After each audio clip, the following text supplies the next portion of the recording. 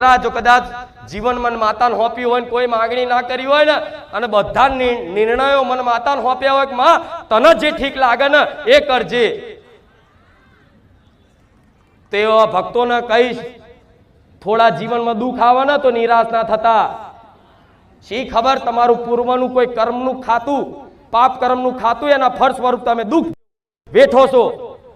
એ દુઃખ નાના મોટા જીવનમાં દુઃખ આવી અને જે પીડા અનુભવ કરો ને, મારા ભરોસે આટલું દુઃખ હું આટલામાં પતાવતી હોય, તમને શી ખબર હોય?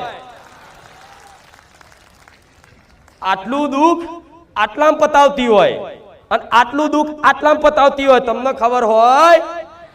કદાચ કાલ તમને તલવાર વાગવાની હોય જગ્યાએ નાનો કોટો વાગીને પતાવતી હોય, શી ખબર? આ શું ખોટું?